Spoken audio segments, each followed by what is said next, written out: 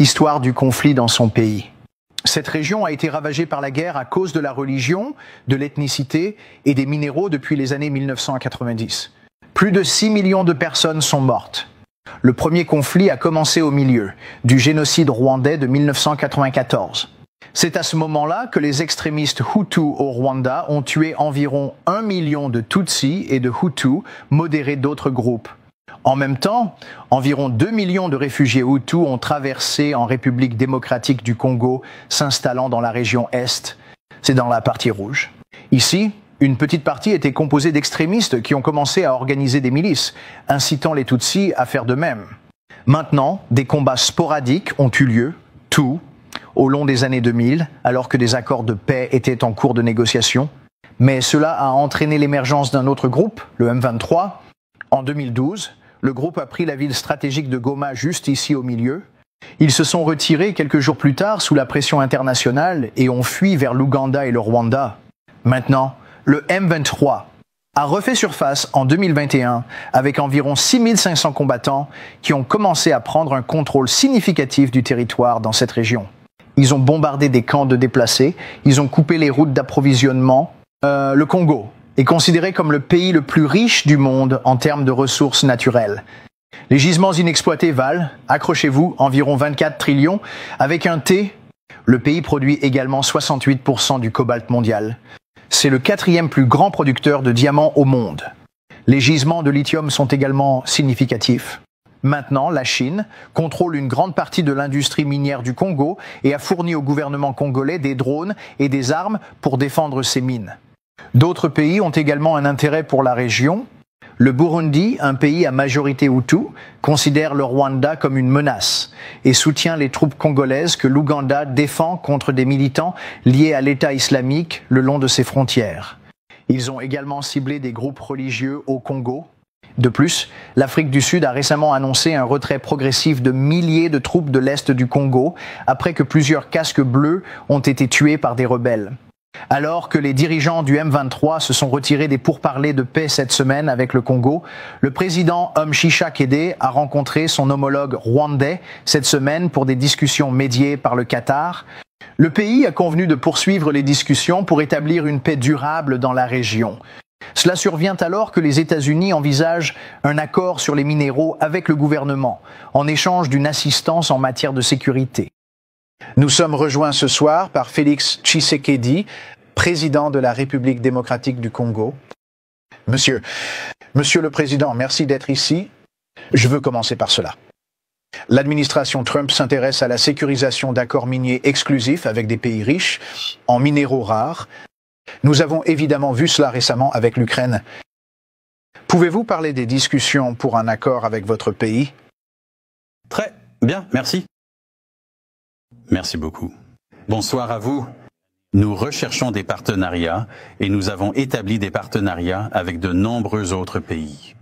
Et nous pensons que les États-Unis d'Amérique, étant donné son rôle et son influence dans le monde, est un partenaire important à avoir. Et nous sommes très heureux de voir qu'avec l'administration Trump, les choses avancent beaucoup plus rapidement des deux côtés. Les gisements inexploités valent environ 24 trillions de dollars. Que faudrait-il pour faire avancer cette relation? Nous voulons extraire ces minéraux, mais aussi les traiter car cela créerait beaucoup d'emplois. Et nous voulons un partenariat qui garantisse une paix et une stabilité durable pour nos pays, ce dont nous avons besoin. C'est un endroit dangereux, le Congo. Comment un État américain comment une entreprise peut-elle garantir la sécurité sur le terrain? Nous pouvons renforcer nos capacités de défense et de sécurité. Et je pense que les États-Unis peuvent utiliser soit la pression, soit des sanctions pour s'assurer que les groupes armés qui se trouvent en RDC peuvent être tenus à distance. Monsieur le Président, les États-Unis s'inquiètent de l'influence de la Chine en Afrique, en particulier en RDC. Comment géreriez-vous cette relation avec Pékin tout en maintenant des liens avec les États-Unis, que vous voulez évidemment élargir? Là, naturellement, notre monde est divisé.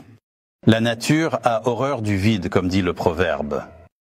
Ce n'est pas que la Chine est en pleine expansion en Afrique.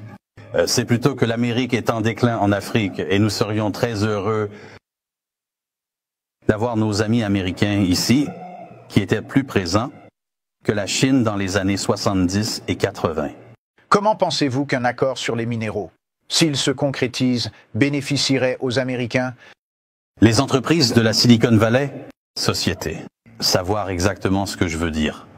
Et donc je pense que ce partenariat aidera ces industries à développer des produits de plus en plus innovants.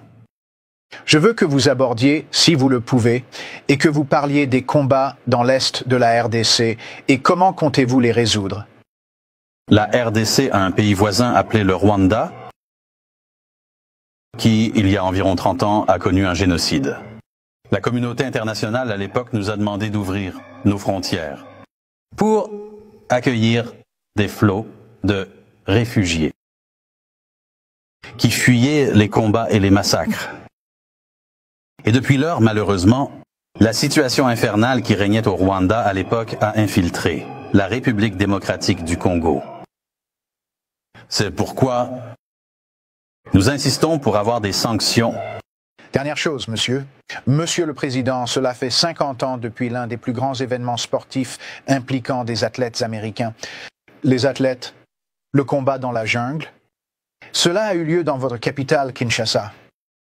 1 milliard de personnes ont regardé Muhammad Ali, qui était censé battre George Foreman lors de ce combat.